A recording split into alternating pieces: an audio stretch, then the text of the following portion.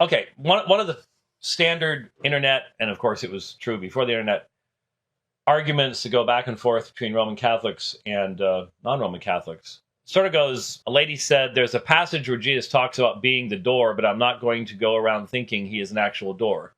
Jesus talked in metaphors frequently. Well, of course. And the argument that Protestants make in regards to, especially John 6, is that Jesus did use metaphors, and to press them into literal meaning doesn't make any sense.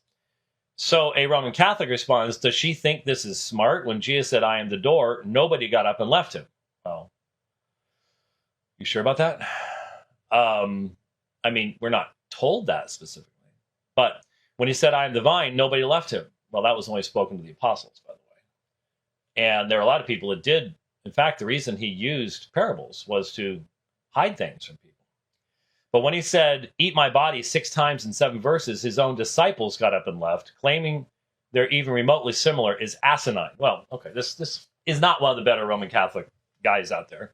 Mr. Casey, 62 is his name. You need to be ready for John 6. And we have spent huge amounts of time. The very first book that I had published, called The Fatal Flaw, has an entire section on reading John 6 in the context of John 6. Rome doesn't believe the first part of John 6, at least in the synagogue in Capernaum. So to take the central part out, where Jesus has already defined, before he ever says, eat my flesh and drink my blood, he says, he who hungers, let him come to me. He who thirsts, let him come to me. And he's talking about coming in faith. He's talking about feeding on him in faith and having eternal life.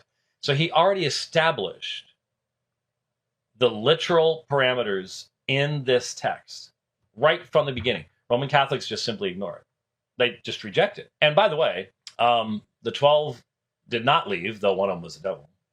Where we go, you have the words of eternal life. But what actually caused them to go, the disciples, the would-be disciples, the people that had come across the lake and they'd seen the miracle and they wanted to get more bread and fish and stuff like that, called disciples, they left not because of the flesh and blood, but Jesus' statement. Read it in John 6, about 65 or so. Read it. He said, no one can come to me unless the Father enables them. And that is what made them walk away.